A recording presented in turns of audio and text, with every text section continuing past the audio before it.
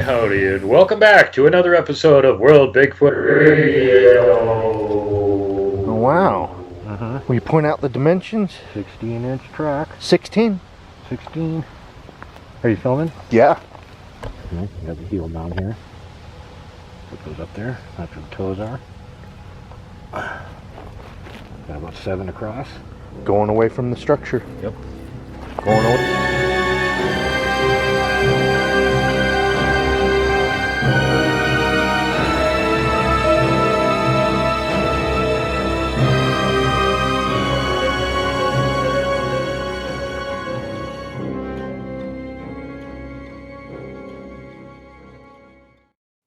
Hello, everybody. All right. Hello. Welcome to another edition of Tea Time with Duchess Danielle. Tonight we got our good friend here once again, the great Duke Sullivan, World Bigfoot Central. Say hi. Howdy. Howdy to everybody in the chat. So, yeah, and I'm joined by my esteemed colleague here, Paul Dale Roberts. Say hi, 14 Investigator. Thank you. Yeah. Thanks for having me. Pointing straight to the chat. And Danielle, she's not with us here, but she's with us in the comment section. So she's going to be watching us like an eagle with those eagle eyes and be asking all kinds of questions. She is with us in spirit. That's right. She's with us in spirit. So, yeah, today we're talking about Dogman, werewolves, Bigfoot. Fairly new, I guess, newer to the top 40 in field than Bigfoot, because I guess Dogman got kind of big in the 90s, right? Oh, yeah. Although there have been encounters and stories predating that, but it didn't get, I guess, into the cryptid zeitgeist until then. Dude, you're an OG. You've been in this game for a long time. You've seen it through and through. Tell me about the transition you saw in the cryptid community once Dogman became more of a thing as compared to like just Bigfoot. I never heard a damn thing about it until 15 years ago. It only got spread around because of the internet, as far as I can tell. Who do you think was responsible for that? I don't know. It's just the internet in general spreads more information around. 15 years. Oh, so it was 15 years ago. 2000, what, 10? Damn, that's pretty late. Mm. Yeah, I had all kinds of information on Bigfoot coming in and not much of anything on Dogman. It took the internet age to get attention to that. So everybody started going, what's a Dogman? And what's kind of interesting about Dogman, though, right here, I'm from Sacramento, California. In 1952, they're saying that Dogman was sighted 200 yards from the state capitol. And some lady was watching, well, she was sitting on her couch, she was watching TV, and Dogman appeared at her window looking at her. And then later on in 1962, 10 years later, Dogman was sighted at the Laguna Creek wetlands. And if you Google Laguna Creek Dogman, you'll see that this guy was camping out at the Laguna Creek wetlands, hoping to see Dogman. So I don't know. I mean, Back now, in the 1950s. yeah, now that the internet is around, the stories are getting out there about Dogman and stuff like that. So, just like Duke was saying, but because I never even heard of Dogman till later on, I think in the early 1990s. So that's when I started hearing about it. Yeah, there were so few reports that I managed to encounter prior to about 2010 that I just, it's like, oh, somebody saw Frogman, somebody saw Goatman, somebody saw Dogman. And Mothman. Mothman. Friggin' fruit fly man, larva man, whatever. Yep. And you even got Bat Squatch. Bat Squatch. Bat Squatch has the body of a Bigfoot. Oh, I know. Huge I've actually gotten reports on Bat Squatch. Oh, wow. Oh, yeah. Yeah. Do you mind talking about the reports? Southern New Mexico. So what happened in southern New Mexico? They live on top of a mesa that's got caves in it. The locals know they live there. They never come down and attack them or their livestock, so they ignore them. There's the story. What did it say it looks like? It's just Bigfoot with wings? Yeah, it looks like some kind of an ape-like thing with wings or a gargoyle, something along those lines. You know why they don't call it Batman? Because the name was taken. Mm-hmm. Yeah. Man bat. Yeah. I got something here for Duke. Okay. Wait, hold on. A little background on me. So I didn't get into this whole paranormal cryptid thing until 2017. And I got into it from the ghost side. That's where my fascination was in this topic first came from. So later on, and Duke, you remember those earlier years when I was just a random name in the chat who would just say random stuff in the chat room? Really hilarious random stuff, yeah. Yeah, Duke was there. He saw that. And during that time... Really hilarious random stuff, yeah. I try to be, but sometimes it lands, sometimes it doesn't. But during that time, I befriended all these cryptid people, right? Because, naturally those circles kind of overlap and, intersect with one another. And through the cryptid people, I first learned about Dogman and how popular it was amongst the cryptid community. I was surprised at first because I was like, whoa, wait a minute. I just came here because of ghosts. Now werewolves are real? Mm. And then later on, I learned that fairies were real. And then I learned that mermaids were real. But I was like, yo, I'm going to stop at unicorns, though. Once you go to unicorns, that's where you lose me. No, we've got them. They're called rhinos. They live in Africa. Don't you break my my perceptions there, Duke. I can't stand me no unicorns. But yeah, people are talking about like leprechauns, but werewolves. Why do you think they call them Dogman, not werewolves? Yeah, just why don't they just call them werewolves? That was my first question. Local name from North America that recently got popular, so everybody's spreading it around. Pretty much it. That was it? Just one person just named it? It just kind of caught on? There we go. See, Duke is Team Bigfoot. I'm Team Werewolf. Oh, man, we got opposing shirts. Here we go. Yeah, where's yours, Donnie? Hey, Jerry. I only got one Bigfoot shirt, but it's too tight on me. I got to lose weight. Tex at a convention gave me a medium size. That's my goal. I stare at that shirt every day, being like, one of these days, I'm going to fit you. Oh, my dog's going crazy. I'm going to mute the mic. Stop that dog. It's Dogman. He's barking at Dogman. Oh, yeah. Donnie's got Dogman. Yeah. Yeah, well, I was mainly interested since my encounter started with seeing Bigfoot. I wasn't that interested in Dogman, and for a long time, I didn't think that there maybe even was such a thing. But at this point, I've seen much more than enough evidence to convince me that they are in fact real. But it's it's kind of complicated because you got more than one thing going on. You got the cynocephaly, you've got werewolves, and you've got the Dogman.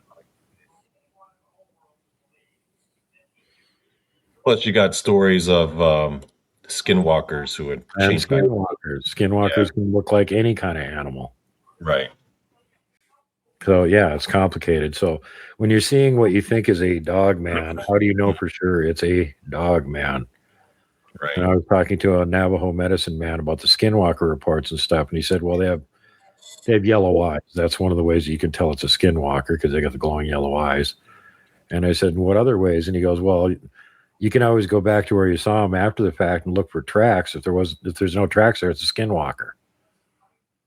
And I said, why don't the skinwalker leave tracks? And he said, because they're not physically there. Makes sense. They're sending a manifestation, like an astral form that you can see. You can die of fear. Mm-hmm. Not really there, though. That would explain a lot in terms of, like, yeah, I guess the. And that doesn't mean that they can't physically change into that shape. Mm-hmm. They can. They just don't usually do that. I got one for Duke.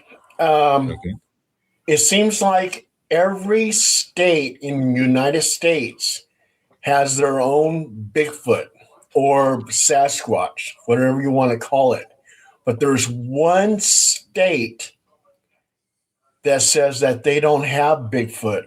They don't have Sasquatch or anything else. Hawaii. Yeah. They have little people there, Menehune. Yeah, the Menehune. Yeah, but they don't have Bigfoot. No Bigfoot. Bigfoot don't vacation there. They do have cannibalistic witches, though. I do know of one story, and this story is legit because it was given down by a K-pop artist. So to me, that's more legit than anything. And this K-pop artist, according to his story, his encounter, he was driving down the road in Hawaii. It was late at night. He was in there with a bunch of friends, and there was a woman by the side of the road who tried to chase their vehicle. And according to his eyewitness account, she had very animalistic features. She had claws and fangs. But the most important thing was this came from a K-pop artist. And yeah. Could have been a skinwalker on vacation. Yeah. I was like, oh, damn, Hawaii got skinwalkers. I asked Caveman about that, and I said, what's the deal with everybody seeing skinwalkers all over the place now? That's not like a thing that every tribe does. And he said, no. And I said, well, how many skinwalkers are there? Did every skinwalker on the Navajo Res all go on vacation somewhere at the same time? Mm-hmm. And he's like, oh, yeah, I chased them off. No, he thinks it's funny, too. There's a ton of this, skinwalker reports that are more than likely not skinwalker reports. Hey, check out this message here. This guy, where is he at? Oh, okay. B Moral 5610 says, okay, yous guys, I love you, but you ain't no Danielle. Hands on hips, tapping my foot impatiently. Donnie, sorry. Start acting like Danielle or something. I'm sorry, I'm not quite as pretty as Danielle. I apologize. I try. I do try, but I never succeed. Be moral. Yeah, Danielle's in the chat. Danielle's here, though. She's here. Don't worry. Here. Yeah. She's in the chat room. You just can't see her. Yeah. You have to type to talk to her. And there's Sue McClure. Hey, Sue. She's the other Korean person in the paranormal cryptid world. I thought I would be the only one, damn it. But then Sue came along, and now there's two. Pretty soon it'll spread to the whole K-pop world, and they'll start doing nothing but cryptid songs. Oh, that's my goal, to combine the world of cryptids and K-pop into one masterpiece of my design. Hey, I'm gonna hit up Duke on something. All right. What is the difference of a Yeti and a Bigfoot? Aren't they the same? They're all related. That's like saying, what's the difference between a Pacific Islander and somebody in North America? Right. They're humans. They're not exactly the same. There's genetic diversity. They're all over the planet. Like every state in the Union, native tribes have a name for them. They're all different. Yeah, I've heard Bigfoot encounters in the UK even. Yeah, they're over there. They're all over Europe. I just did the commercial break, and my last show in the middle of it showed nothing but pictures from Europe of Bigfoot. Bigfoot on statues, Bigfoot on cathedrals, Bigfoot on beer mugs, all over the place in Europe. If Bigfoot didn't exist over there, how come they're all making statues and drawings and pictures from hundreds of years ago? And as a matter of fact, little plug for my buddy Tom Coburn over on Trails in the Woods European Wildman channel. He found himself a new area that unfortunately has too many wild boar in it, so it's dangerous. But while he was wandering around in there, he also found some structures in a track. And while he was filming the track, he's pans back again. Well, over there where he panned to, there's about an 8-foot Bigfoot standing there watching him. So he just got that on camera. So if he wants more evidence that there's Bigfoot over there, he just filmed that in Germany a few days ago.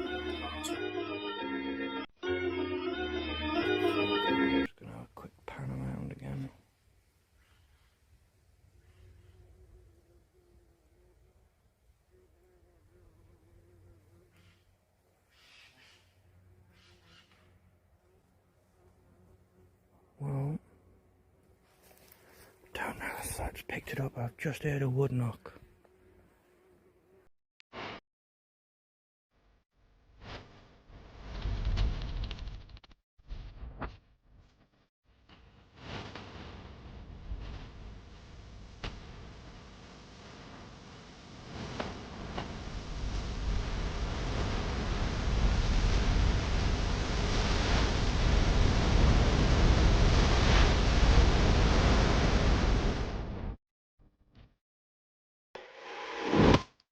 What was the best Dogman evidence that you've come across, dude? Or that someone's shown you, or that you've come across yourself? I've seen a lot of static pictures of Dogman that look fairly convincing, including one that Sarah Bignell's friend took down in Australia, and she showed me that one. And it looks like the same kind of thing you see with the pictures up here. As far as video or anything, I don't know any of it that's not AI generated or CGI or something that, you know, would actually be a Dogman. There's the one from the zoo that they had down south where the closed circuit camera on the zoo picked up something that looked like a Dogman walking by the fence on the outside of it. And, you know, I think I recall that one, yeah. That's not hoaxed, obviously, but, you know, was it really a Dogman? It looks like one. I don't know. He caught on camera a mystery in Texas. What is this strange figure that people are trying to figure out? Yeah, so there's aliens now, there's monkeypox. What about Wolfman? Yeah, this is really, you guys, sometimes this job is just too much. It's trying me today. Here's some video, though. This one is trying you today? Yeah, it's trying me. This is from Amarillo, Texas. It shows an unknown figure walking around a perimeter fence at the Amarillo Zoo. The creature is wolf-like, I guess. It, to me, sort of looks like the Sonic before they, you know, had to fix it. But anyway, it was spotted at around 1 a.m. in May 21st. Apparently, there was no sign of entry into the zoo. No animals or people were harmed. The city is now encouraging people to submit ideas for what they think it might be, saying, quote, "We just want the Amarillo community to have fun with this." No. And it's the internet, so good luck with that not backfiring, but we'll keep you posted. I liked your thought, Pedro, that it was chupacabra. Yeah, chupacabra. I liked it almost as much as how well you pronounced that one.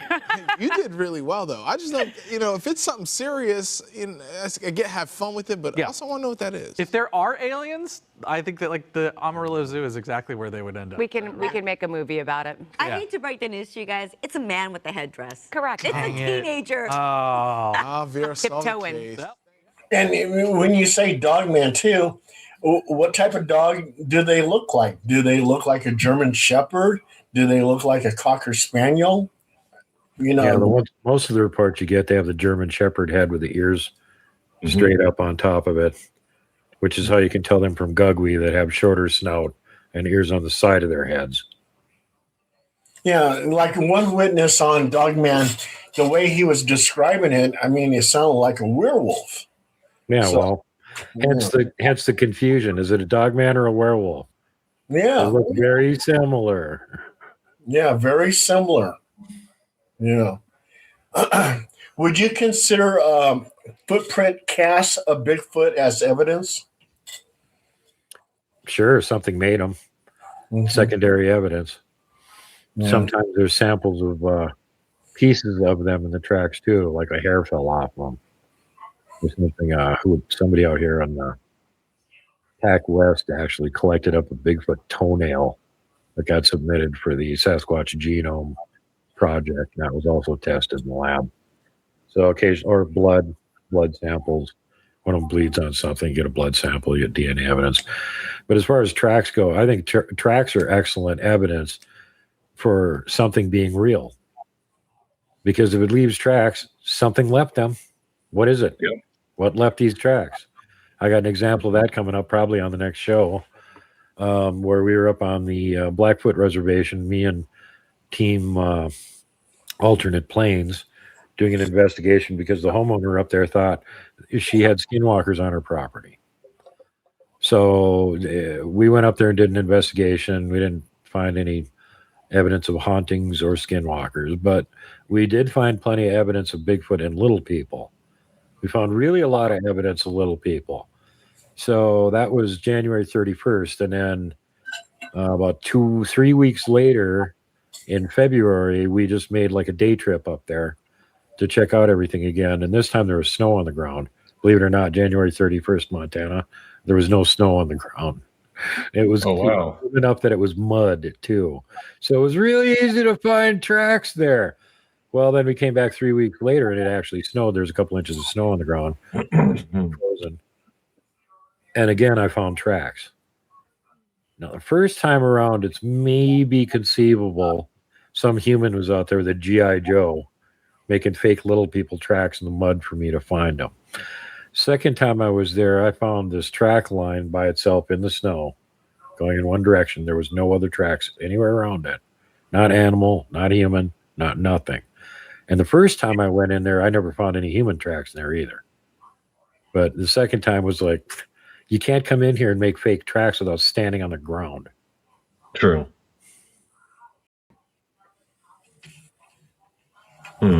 How would you go about it? And we got one on thermal camera the first time we were there. And the second time we were there, and this part hasn't come out yet, we had a ghost box with us. And guess who was having a conversation with us? Apparently them. We got that on video too. Danielle asks, what would be the difference between werewolf and dogman? Werewolves are humans that can shapeshift into a dog-like form, and dogmen are just dogmen all the time. Unless dogmen do change back into humans and we just don't see them. No, they don't. They're born dogman, they live dogman, they die dogman. This is the cynocephaly that they reported from way back 2,000 years ago over in the Near East. As a matter of fact, they had one very famous one whose actual name was Reprobus, and he joined the Catholic Church after a bunch of adventures and was actually later canonized as a saint. They call him Saint Christopher. In the early depictions of him, he has a dog head. In later depictions, they depict him with a human head. And they almost never tell you more than, other than, oh, yeah, this one saint had a dog head. Well, go look into the stories and stuff about him. This was, back when the Roman Empire was around. And there are a series of stories about him, including after he went back to the area in Syria where all the cynocephaly lived and actually converted them all to Christianity. So the whole dogman tribe all became Christians, which was great for a while because they quit eating and fighting with their neighbors and just became peaceful traders. Until a certain other nearby religion came through and told them to convert or die. And they refused to convert, so they all died, and that was the end of them. Hey, Duke, are there a lot of reports where Bigfoot and Sasquatch or whatever have actually killed humans or injured humans? Yeah, but it's rare. Very rare, huh? Yeah, that's like taboo. That's against their religion. They think if you kill a human, you get reincarnated as a human. And who wants that, right? That's the last thing they want to do is become one of us. I know, yeah. And with the large body that Bigfoot has, What do you think they consume? Everything. Yeah, anything we can eat and a lot of things we can't. And they are eating machines. They're always interested in, where's the food? Hey, how you doing? Got any food? Mm-hmm. Hold on a second. I'll be right back. There's some food over there. Got any extra food? And then, yeah, and like I'm retired from California Department of Fish and Wildlife, and one of the hunters that I talked to claims that he saw Bigfoot eating berries, but that Bigfoot has to eat a lot of berries to be as big as he is. Oh yeah, that's why they eat everything. Yeah, they're walking from point A to point B. If there's any food within reaching distance, it's going in their mouth. If there's a mouse scurrying along the ground in front of them, it's going in the mouth. If there's a berry bush, they'll pick it clean, keep walking. And I think we covered this the last time you were on, but what was your thoughts again on the Patterson-Gimlin film? Do you believe that's credible?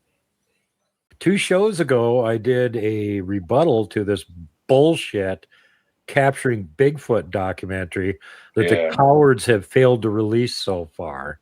And I had the leading expert on the planet on the Patterson-Gimlin film, M.K. Davis, on my show.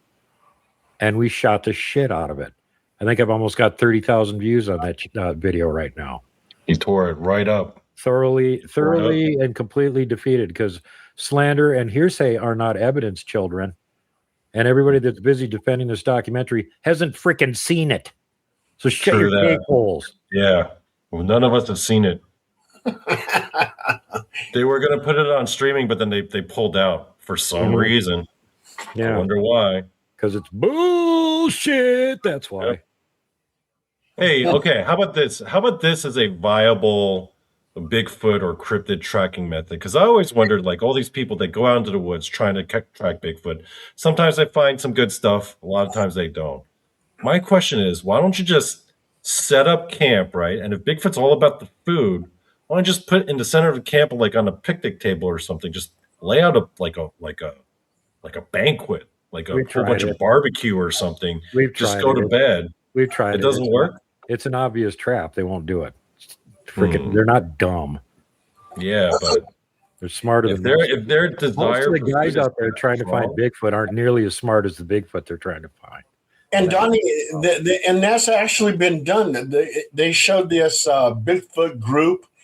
They were out in the woods and they were leaving chunks of meat hanging from the tree, and the chunks of meat. Nothing. They stayed up. Because I figured if you got people say, well, then what about, animals will show up and go after the food. Well, if animals show up and go after the food, that means there's no Bigfoot in the area, because if Bigfoot were in the area, them animals, they ain't going after that food. They're not going to be in that area. Because one of the through lines I always hear about Bigfoot is that when Bigfoot's around, and if animals know, they piece right out, right? They're like, I want nothing to do with that. If the animals know the Bigfoot has staked a claim on the food, they won't get anywhere near it. Yeah. Most of the time they know that because the Bigfoot have already been to the food and touched it. That leaves their scent on it. And then all sane animals that aren't suicidal stay the hell away from it. But until the Bigfoot get anywhere near it, it's fair game for anybody that gets to it. Right. See, I figured this, okay? The problem with Bigfoot hunting is that I'm pretty sure, right, that Bigfoot can detect humans in the woods way before the humans even get there, right? Like they could probably smell a person like a mile away. Yeah. So they don't want to be found. I'm 2 pretty miles sure away, they can smell you from a mile away. Yeah. I'm pretty sure they could just, I'm just going to go to the other side of the forest, and they're not going to see anything, right? That's all they got to do. You can't really control. It's very hard to control. It's not like paranormal investigations. If you do a paranormal investigation, you know the ghost is going to be most likely in that spot, right? Mm-hmm. But a forest is a big swath of land. Even if it's got high Bigfoot activity, if the Bigfoot are aware of you and they want nothing to do with you, you're not going to see anything. It's hard to control. It's impossible. So I figured the only viable way, realistic way, is to try to find a way to lure them to you, right? Yeah, trying to find Bigfoot is like trying to find not a needle in a haystack, but a needle in a field full of haystacks, and the needle can portal from haystack to haystack. Right. In other words, it's impossible. You cannot find Bigfoot, grasshopper. You must get Bigfoot to find you. Exactly. And that's all about your personality, if they trust you, if they like you. And believe you me, that's not like something that happens instantly. You don't just walk into the woods and they go, hey, I like this human. I hang out with them. And no, they're going to be watching you for years before they decide they trust you enough that even that they'll take food from you, much less have any kind of interaction with you. And it's all on them. You can be, like as gung-ho as you want to do this, but the interaction is entirely at their discretion. If they don't want to have interactions with you, it doesn't matter how much you want to see, want to interact with them. It's never going to happen. And they can read your intentions. They can read your personality. So that's just like, if they like your intentions and your personality, you have a foot halfway through the door. And that's it. Right. That's not guaranteeing anything either. It's like trying to sneak up on one. It's like, good luck with that. It's impossible. I know one person that did it one time, and I think they're still in the chat room. But other than that, no, it's pretty much impossible. And even in the situation I'm in, where I've had this one group that I've been interacting with for about 12, 15 years now, there's like a certain place that I have to go leave their food. And if it sits anywhere else, they don't take it. Anybody else comes up there and leaves food lying on the ground or something, they ignore it. Deers eat it. There's like one place that I have to bring all their stuff to. And then they know I brought it there, and it's certifiably yummy and edible. So, apparently. The other group I interact with are a little bit more, they care a little bit less. They'll just scope on where are they camping at. Well, they'll probably leave the food somewhere around there when they leave. Okay. Then when we come back the next time, the food's all gone, and all the containers are gone. And we'll go back to like one of the campsites we used previously, and all the empty containers are there, even though that's like about 1.5 miles from where we left all the food. Right. Somehow all of those containers got moved about 1 mile, and they're on this other campsite now. How did that happen? Sue says, in my humble opinion, I don't believe in doing any kind of Bigfoot hunting any more than we would appreciate people hunting. Yep. Yeah. That's how they feel about it. You're just bothering them. If you want to go in the woods and visit with them, which is what I do, then, you just need to be polite. And it's really simple. Go visit. And we're just saying hunting. We're not actually trying to shoot them. But even like finding them, okay? Like, imagine this. Imagine if someone were to drop like a Delta Force operative or something in the middle of a giant forest, right? Like 100 square miles or whatever. And your job was to find the guy. He's got a head start on you. Good luck. And that's a human. Could you imagine a Bigfoot? I mean, that thing's like ninjaing through the woods. Yeah. And that's if you assume they don't have any paranormal abilities to elude you. And they do. And they do. And even if they didn't, they would elude you so easily. But they probably do, which makes it like, they have to basically choose to. Yeah, for sure. Yeah, they do. And if it was just even a human that spent their entire life out in the woods evading other humans, would be almost impossible to catch.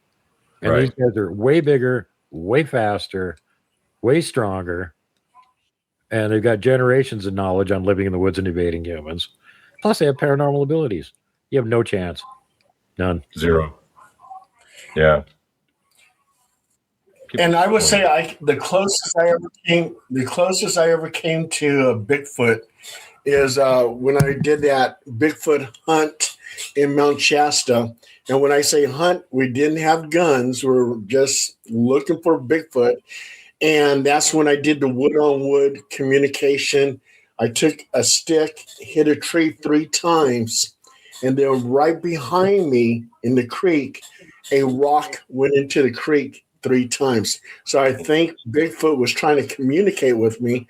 And if you look at it, a bear can't pick up a rock and throw it into the creek 3 times. So, and there was no people behind me. The brush is too thick and everything else. So I really think I communicated with Bigfoot. Well, you did. And according to Bigfoot, they tell me that they use 3 knocks as a signal that they're about to go to war. So they sent you a message back via rocks. Oh, you really want to go to war? Okay, Danielle's got a question here. She says, when we talk about Bigfoot and Dogman and other creatures that are out there, why don't we listen to the Aboriginal elders? They have, I'm sure they have keys to unlocking the mystery. I actually have something to say on that, or a question to expand on that. Why isn't there like some, and dude, correct me if I'm wrong, if this has been done already. So I've always wondered since the day I got introduced to the whole cryptid topic, why hasn't there been an attempt to put together a complete compendium of all the tribes? And I'm sure there's like 500 tribes or something like that in North America. Something ridiculous, right? If there was like this concerted effort for people to go out to all the tribes and gather up what each tribe says about their knowledge or experience with Bigfoot. Some tribes, will say, oh, we got experience with them. We know what they're about. Other tribes will be like, oh, those guys, they're terrible. And maybe there's a tribe or two out there. They're like, oh, we don't know. We never encountered them. Why hasn't that attempt never been made? Like tribes that'll deny any knowledge and say, oh, we don't interact with them anymore. Quit following us.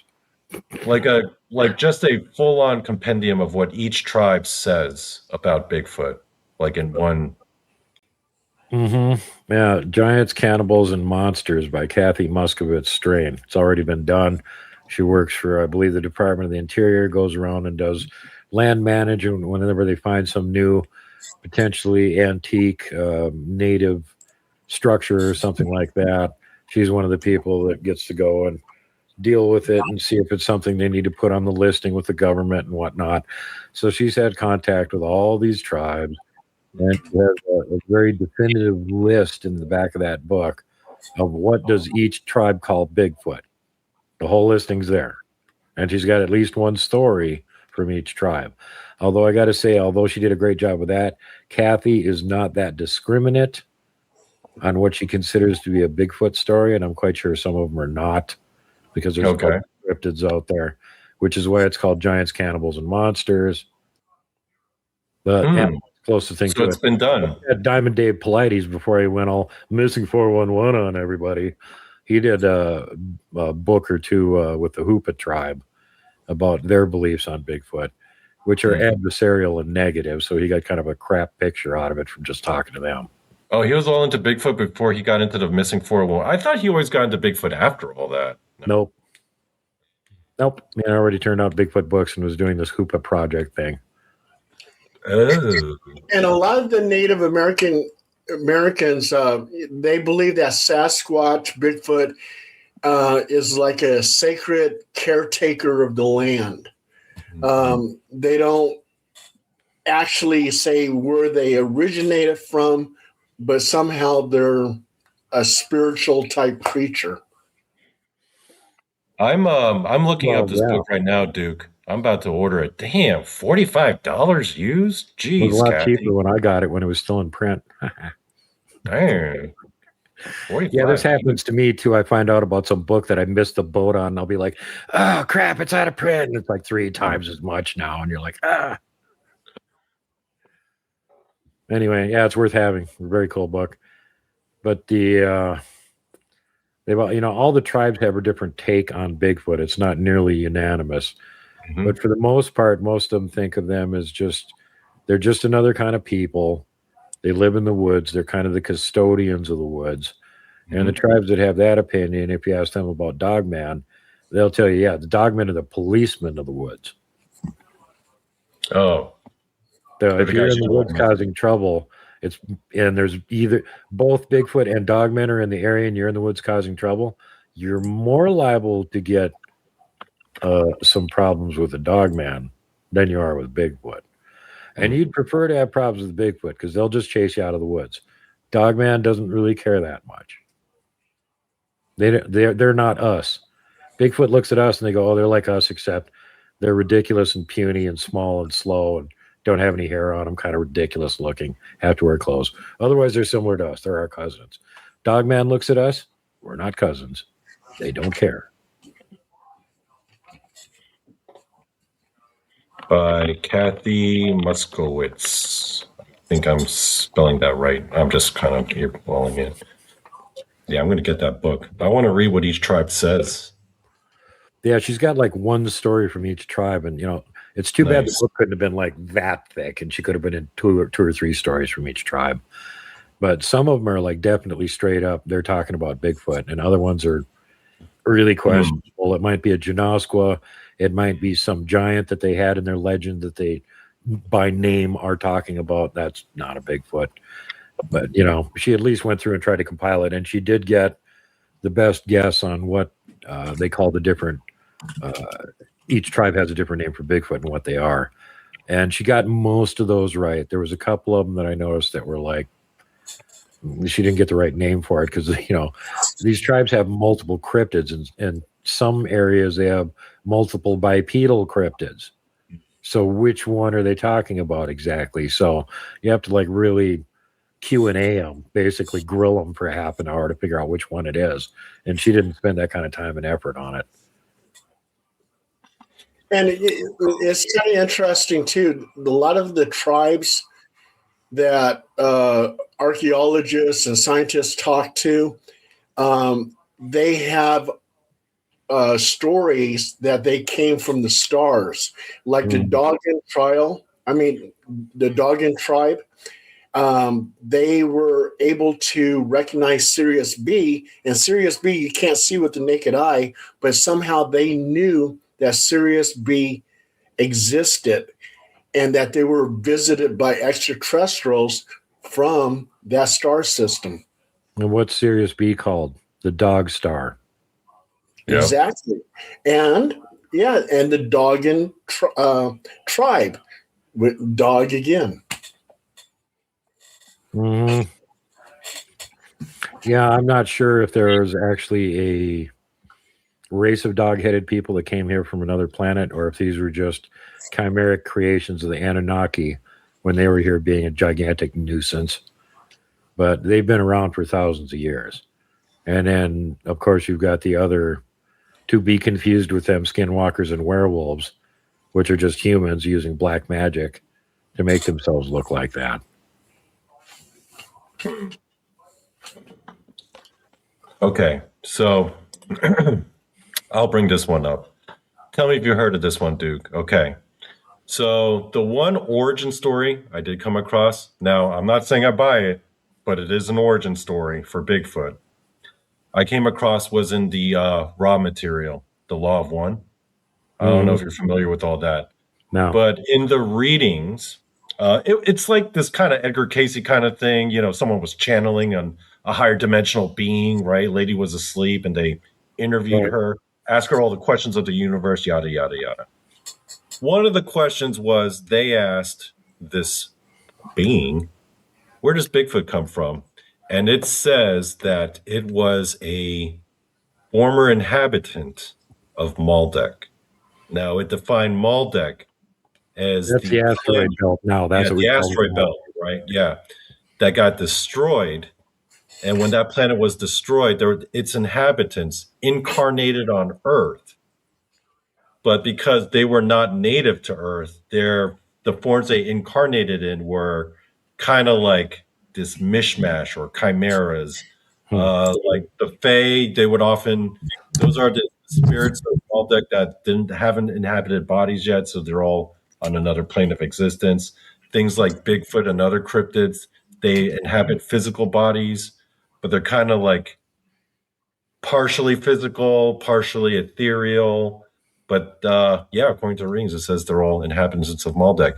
So my theory, my original theory was correct. When I read that, I was like, so my original theory is right. Bigfoot is a homeless alien. No.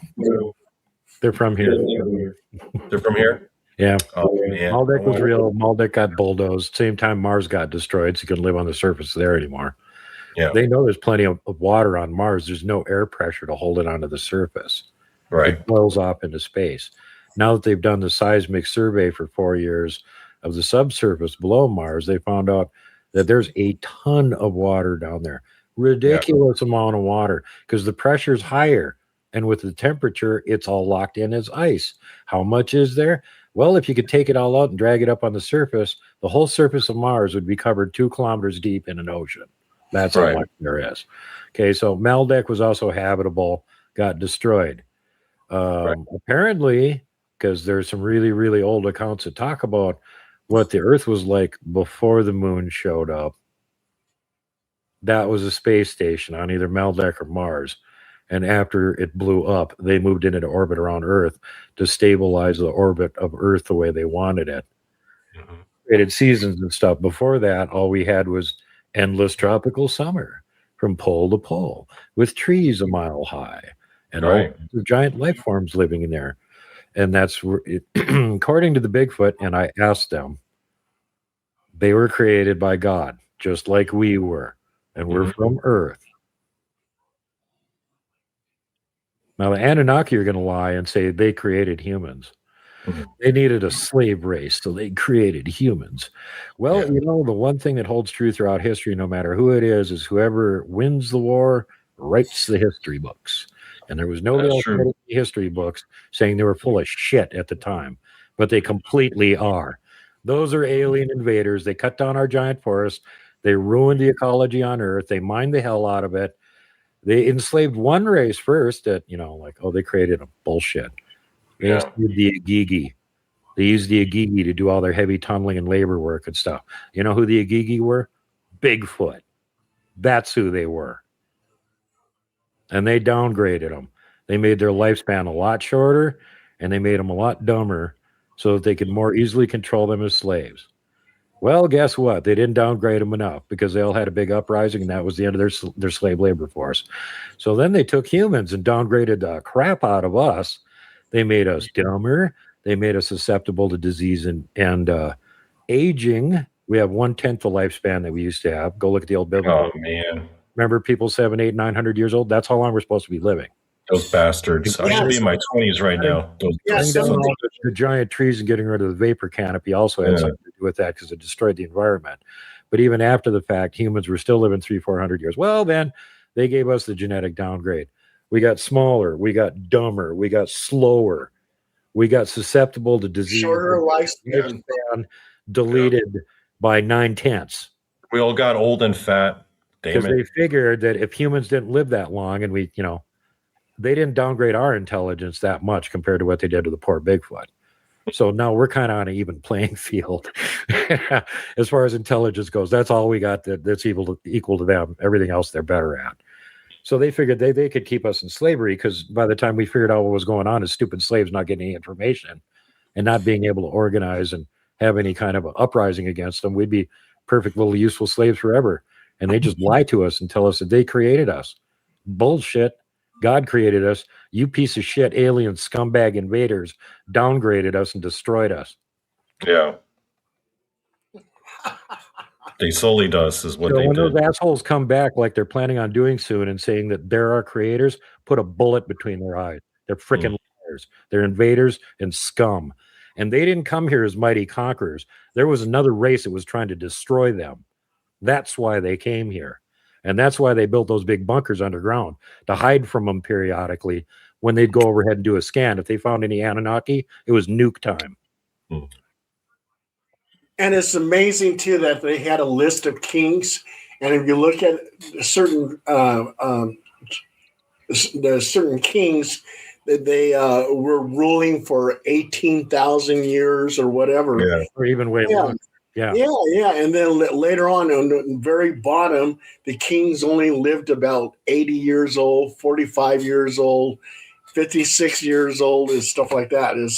The lifespan of a human was taken away when at one time we were almost immortal.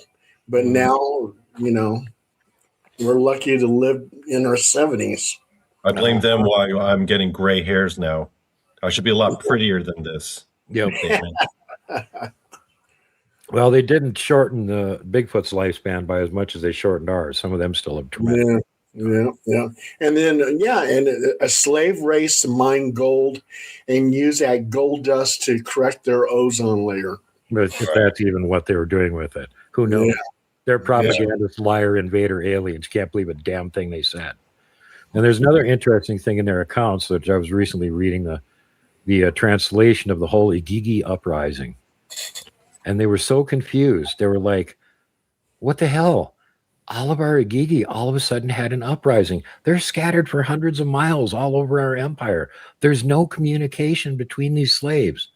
How could they all of a sudden, all on the same day, just go and quit? Because the Anunnaki didn't know that the Bigfoot can mind speak. That's how they did it. Speaking of which, Duke, I need to ask you, if someone were to come up to you, like me, and ask you, Duke, how does one go about actually establishing communication with the Bigfoot? What do you tell them? What do you have to do? It's one of them. Go to a place where there are Bigfoot. That helps. Camp there a lot. Don't actively pester them. Don't walk around the woods after dark. That's their territory after dark. You can walk around the woods during the day, but after dark, let them have it. That's always been kind of one of the deals they've had with the natives too. Natives hunt during the day, Bigfoot hunts at night. Sort of the same thing. So you basically just follow their rules. Be polite.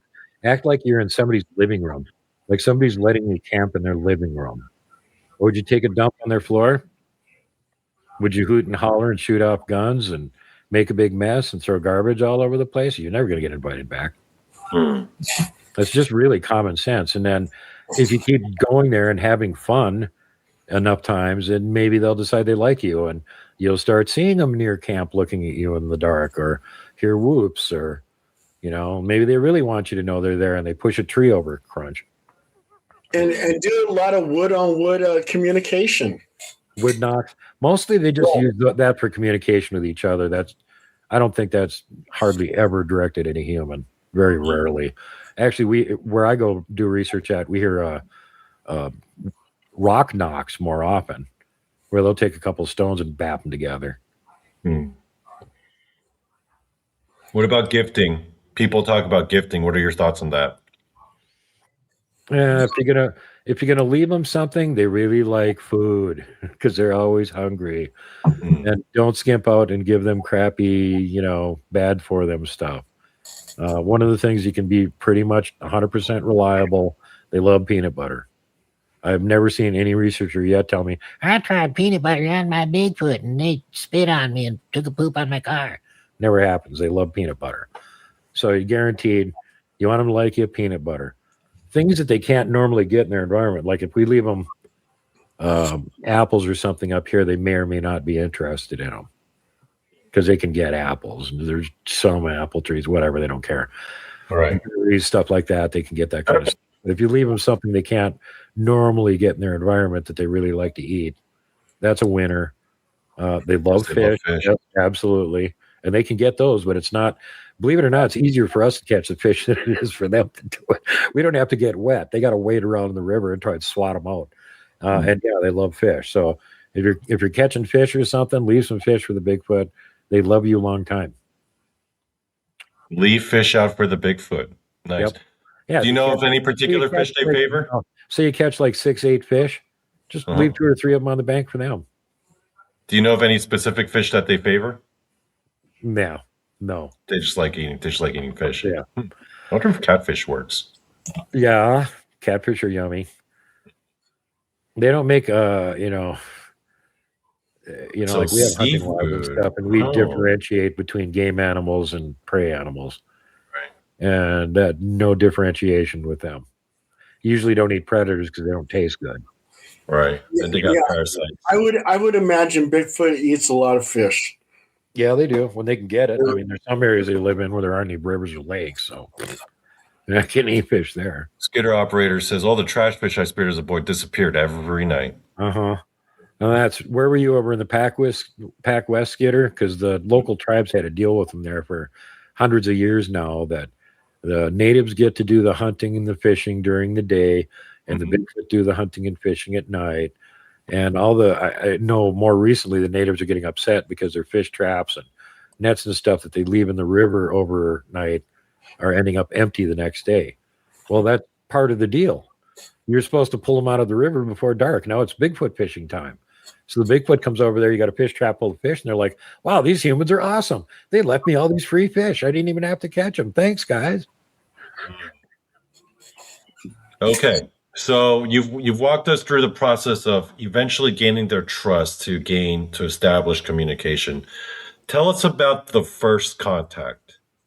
How, when, what should people, how should people respond at that point? Like once you've built up that rapport.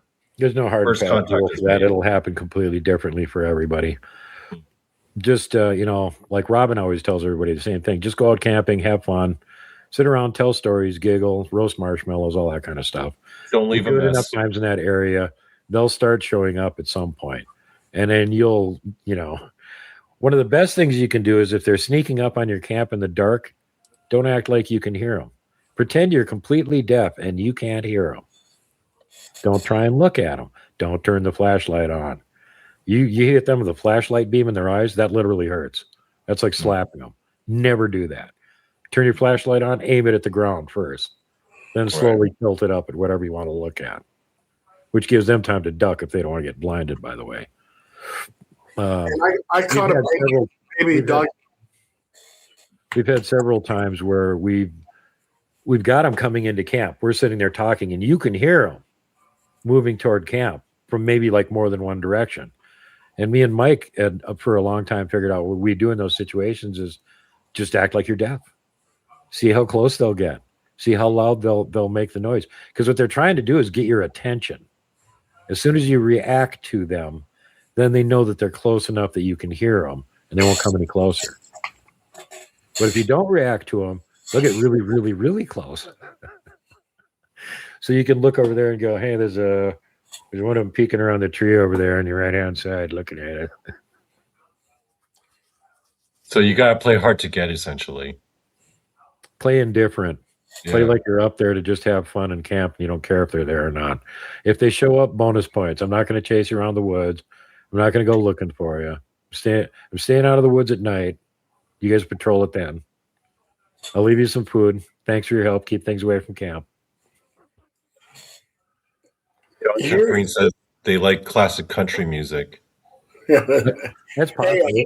It depends on which ones you're talking about. Chad, who's in the chat room here, he's got a couple of them that seem to really like the old Metallica. So it could be anything. It's hard to tell what kind of music they'll like. I know somebody was playing.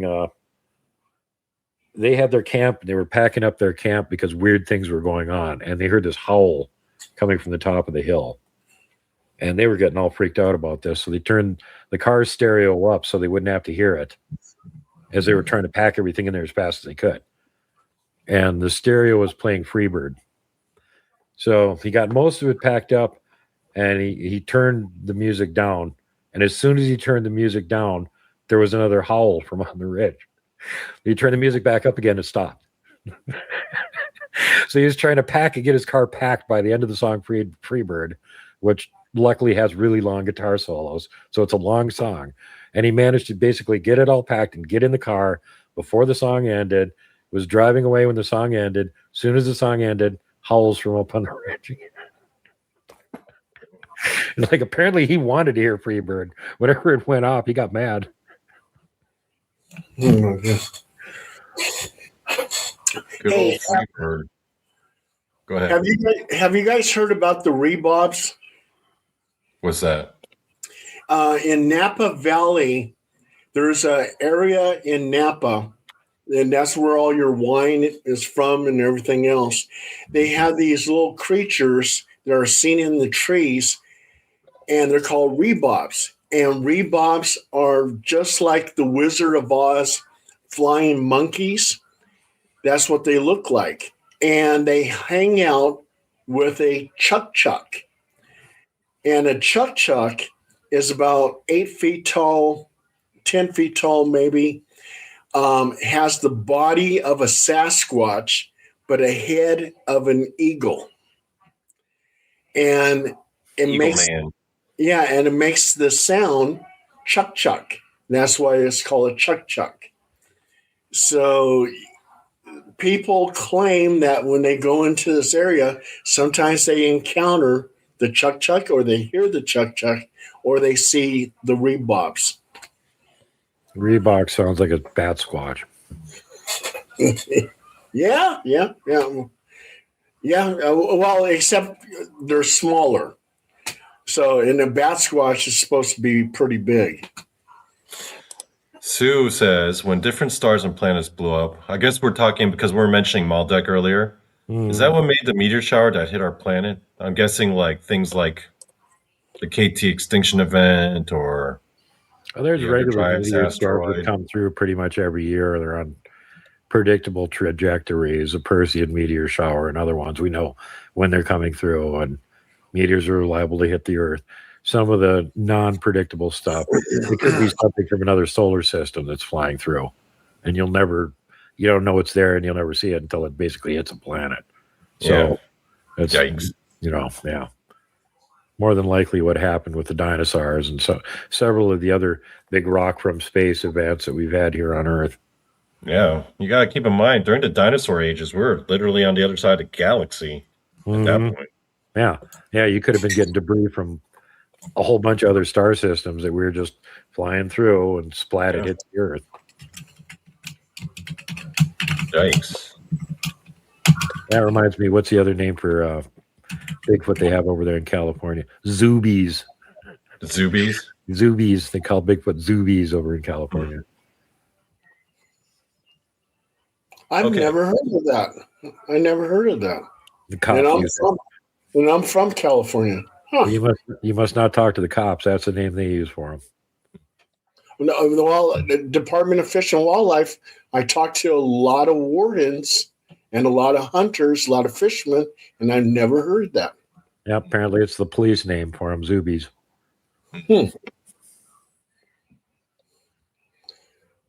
Yeah. Okay, so, all right. So you've established communication. You've built up their trust. Tell us about... There you go, Skidder. Thank you. Tell us about the actual mind-speaking part, like the actual communication. What's it like? What's the process? What kind of things are discussed? How do they communicate? Well, they can talk to each other just like we're talking right now. They can send messages back and forth. That's like their version of the internet. Unless you're psychic, you can't mind speak with them.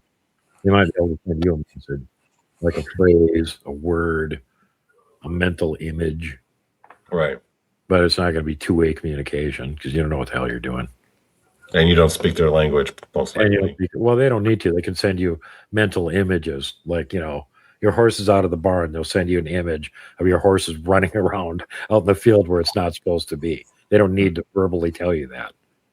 And they recently on History's Unexplained Mysteries, on the History Channel, they had a Bigfoot group that supposedly recorded Bigfoot sounds, and the Bigfoot sounds almost sounded like the human language.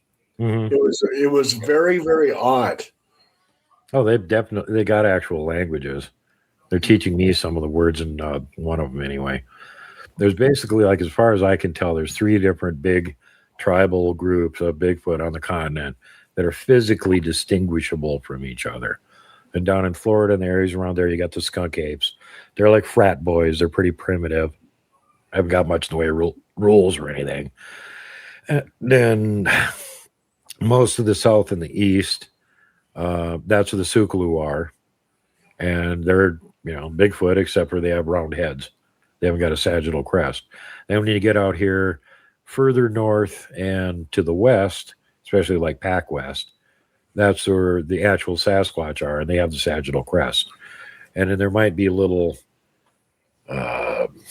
teeny pockets of other things, like Omaha Res in Nebraska. They report the Sea Tongas, which they're doing research on over there. Barry Webster from Res Squatching and Rich Soul from the Knox Gigas Project. A large percentage of them apparently have tusks, like big teeth coming out of the bottom of their jaw, like a troll.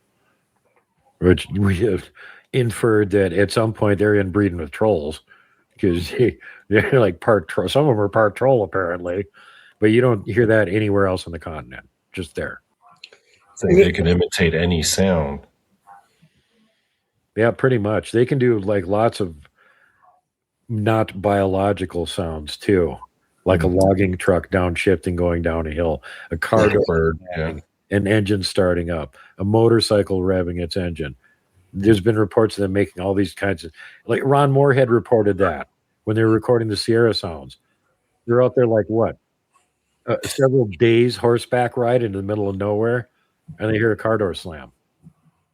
There's no freaking car doors out there slamming.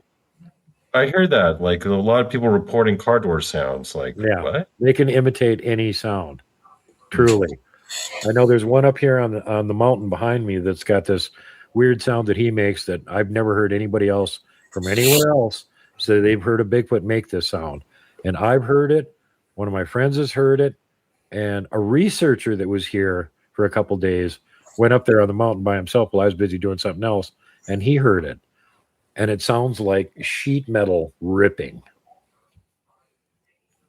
If you can picture sheet metal tearing, what that would sound like, that's what it sounds like. And again, they can make any damn sound. Where he heard this originally, I have no idea. And it could be the same one up there, but he makes a really bad imitation of a bullfrog. It sounds like a 1,000-pound bullfrog. And I've heard him do that before. Hey, I got to ask you something, dude. Like it seems like around the world, every forest, every swamp, every jungle has a cryptid. And there's always a cryptid hiding in these places. And even like in the Congo, supposedly there's this Makali Mbembe, if I'm saying it right, is something like a brontosaurus dinosaur living in the Congo. Do you believe that, or do you think it's just a bunch of made-up stories by the tribes over there? Haven't got a definitive answer on that. It was Kelly Mbembe. And that's supposed to be, it's he who can stop up rivers. It's supposed to be like a brontosaurus type thing. And don't let the placid sauropod herb eater thing fool you. This thing's incredibly vicious and it'll kill you if you get anywhere near it. And that's what all the natives say. And they don't bother to kill them because you can't eat them. They tried it once, now got poisoned and died. So they don't try and eat them anymore. It's entirely possible. The Congo is like the size of the whole frickin' lower 48. And there's basically nothing in there. And there's other weird things in there too. There's the giant spiders the size of a wagon wheel, the Jabba Fofi. And you get more reports of those than you do of Kelly and Mbembe.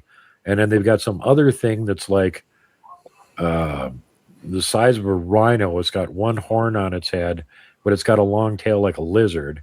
And again, super vicious, wants to kill everything around it. We recently found a picture. Somebody was on an expedition over there, and they were, as everyone does in the Congo, going down the river because there's no roads. So they're on a boat going down the river. They come around a bend in the river, and there's this huge thing climbing up out of the river going into the jungle. They got a picture of it. This is not even anything the natives have talked about. Like nothing that they've ever described. It didn't have a tail, and it was about twice the size of an elephant. It looked like a giant. Actually, we asked our sources, and they said that is a forest troll. Yes, forest trolls live in the Congo. And there's another reason I'm not going to the Congo ever, besides the giant spiders. Yeah. And what's really cool too is in the jungle at the Congo and stuff like that, not only do you have werewolves in America, but you have weird jaguars in the Congo. Oh, geez. And you even have weird tigers in Vietnam. Yeah, South America too. You had jaguars down there. Yeah. All these were creatures are pretty universally distributed.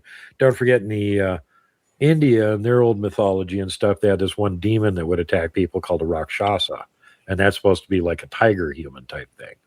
So this is this stuff is universal. It's all over the world. All over the world. Yeah. They got like a hyena man or something in Central Africa that you almost never hear anything about. And in Australia, they got Dogman there. I guess The Aussies call him Dingo Bloke. And they have the invisible porcupine man in Sedona, Arizona. Oh, we got invisible porcupine men in quite a few different places in the country. They're called puckwudgies. Puckwudgies have spines on them like porcupines, and they can turn invisible. And by the way, their spines are poisonous. And unlike a porcupine, they actually can throw them. That's interesting. You don't ever want to piss them off. Never, never. They're enemies of humans. Apparently, at some point in the dim past, we were friends with them, and then there was this blowout with this giant named Mashop, and the giant took our side and threw all of them out of his territory, and then, according to one of the stories, they came back and poisoned him, and then they've had a grudge against humans ever since. So, unfortunately, because they're extremely dangerous, and they can turn invisible, and yeah, you don't want to mess. The only word, I don't know, they don't live in the same area. Out here, we don't have puckwudgies. We got the Nurumbi, which don't have poison spines, but everything else about them is even scarier. So I don't know which one is better to have in your area, but don't make either one of them mad at you. I was informed by Bigfoot that the Nurumbi out here, which are so notorious for their strength, the who is it? The Crow tribe have a saying that if you're ridiculously strong, like Olympic class powerlifter, you're strong as a dwarf. They don't say strong as a Bigfoot; they say strong as a dwarf. There's a reason for that. The Nurumbi out here literally have super strength. One little 2-foot tall Nurumbi can grab a dead elk and drag it away by himself. Yes, they are that strong. I didn't believe it either. And I asked the Bigfoot about it, and he said, "Oh no, they're stronger than we are." I'm like, well, remind me to never piss them off. Oh, gee. And that's how I did the research on that. The show this coming weekend, we went to where the Nurumbi were, and we talked to them on the ghost box, and I filmed their tracks, and we got one of them on infrared. So there you go. Bigfoot are forest people, and Dogmen are forest guardians. Rags is correct. And a lot of Native Americans say that. They're the cops of the woods. Yeah. Well, and not only that, there were some Native Americans were actually saying that Bigfoot was their deceased relative. And that's kind of hard to swallow. Sometimes I wonder if Dogman is not just a giant misidentified, giant baboon. Because if you ever look at a baboon, they kind of look like Dogman. Because they got that dog-like face. That's what a gugly is. A gugly is giant baboon. Very closely related to the presumed to be extinct Dinopithecus. They're giant baboons. Yeah. Dinopithecus, not to be confused with Gigantopithecus. If you look up Dinopithecus, giant baboons. Yeah. Those things were mean looking. Gigantopithecus, big baboon eating apes that went extinct about 100,000 years ago.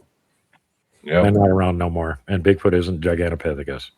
Oh, man, I hear so many times, we know Bigfoot was real because Gigantopithecus. I'm like, dude, come on. Now, that just proves that you could have a hominoid that size walking around the planet. Exactly what I say. Yeah. And Gigano, they don't have, because the fossils are so old, they can't extract the full DNA from it.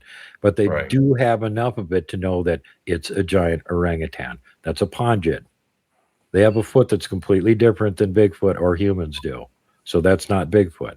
And also, the SasquatchGenome.net, if you want to go look it up, the Ketchum DNA study, they already sequenced Bigfoot DNA. And the part that isn't human, because they're hybrids too, is unknown. It doesn't match up with anything. It's not any kind of known primate species. So they have no relation to other primates like chimps or gorillas. Nope. What do you think about this, dude? The Reverend Wolf VIP, he says, and what they're calling Neanderthal skulls are various skeletons of dead Bigfoot. I mean, what's your opinion on that, dude? The Earth used to be like Middle Earth and Lord of the Rings. There was lots of different humanoid species running around. That, like it shows elves, dwarves, hobbits, humans, blah blah. We had the same kind of thing. And some of them overlapped in the time frame, and other ones didn't. Because you had Neanderthal, Denisovans, and fairly modern humans all on the scene at the same time. Yeah. And they were competing with each other. Northern Europeans got up to 3%, even a little bit more Neanderthal blood, because they inbred with the Neanderthals when they were up there. They've still got that in their genome. So, yeah. Himalayas, some of the Sherpas and stuff there, if you look at now that we've got the Denisovan DNA, you can look at them and go, they inbred a little bit with those guys too. And that's why they're so robust and they can handle high altitude and low oxygen and cold temperatures, because they've got some of that DNA in them, which apparently Denisovans were like mountain giants or something, because low temperatures, low oxygen, and high altitude apparently didn't affect them very much. And they interbred with my peoples. Yeah. That's right. I'm part Denisovan. Hello, Judy Wheeler. There's another around the area of the Solomon Islands and stuff where we still get giant reports. There's another weird genetic marker in that island group that they found most of the people in that island group have this genetic marker, and it's not present anywhere else in the world. Nowhere else. Oh, near Papua New Guinea? We're talking about Solomon Islands. Yeah. I looked up where it is. I was like, oh, it's right next to Papua New Guinea. There they are. Land that time forgot, which is literally on the flag of the Solomon Islands. Yeah. They're not kidding. Oh. All right. Well, gentlemen, I think it's about that time. We've hit we're almost at the 9 o'clock mark. It's been an hour and a half. Man, this has been a fun ride. Yeah, thank you, dude. Thank you. Yeah. You're welcome. So wish Danielle could have been on with us, but we've been cool more than Danielle happy to do her show and get some more information out there. But yeah, Duke, before we depart, where can folks find you? World Bigfoot Central on YouTube and on Rumble. And I also have a Facebook group, which gives you more additional postings and information on upcoming stuff. And of course, the video that just came out, which is Montana Bigfoot Project. If you're in the Montana area and you had a sighting or something, run over to Montana Bigfoot Project group on Facebook. Let us know about it. Nice. Paul, where can people find you at? Easy. All you have to do is Google or Bing my name, Paul Dale Roberts. If you want to see some of my books, Paul Dale Roberts books, and they'll be popping right out. So, and in Montana, you might even run into the Montana Wendigo. You mean the Wendigo? Yeah, Wendigo. There's no dingo with Wendigo. Oh, God. And you've been to Deer Lodge, right? Yep. Yep. Are you a big fan of Joe Montana because he's like the king of Montana? No. Who's that? He's like the greatest Montanian ever, Joe Montana. No, Liberty and Johnson was the greatest Montanan ever, Jeremiah Johnson. Oh. Because I thought they named Montana after him. I was like, that's a great man right there, Joe Montana. Mm-hmm. Like Tony Montana. Like, and think of all the outlaws back in the old West that used to hang out in Montana. Yeah. Why? Because they knew they wouldn't get caught. Because it was full of dangerous native tribes and no one in their right mind wanted to go here, especially to try and catch a desperado when everybody else in the way is going to also kill you. Oh, my God. I'd like to visit Montana one of these days. That's on my bucket list. That's a place I've always wanted to check out. Well, that's where my wife is from. She's from Deer Lodge. Yeah, and then my dad was from Lehigh, Oklahoma. And Lehigh, Oklahoma, Pretty Boy Floyd used to hang out there. All right, gentlemen. So I guess we'll bid y'all's adieu. Thanks for watching. Gentlemen, thanks for joining. And yes, thank you, Duke. Peace out. Thanks. Well, thank you, Donnie. Always fun, guys. Thank you, Danielle. Everyone, safety first, last, and always. Pay it forward. Don't be mean to people if you don't have to be. Don't flip off the mountain giant. Don't poke Dogman with a stick. Don't punt the puck, would you? And for God's sake, whatever you do, do not hug the Wookiee.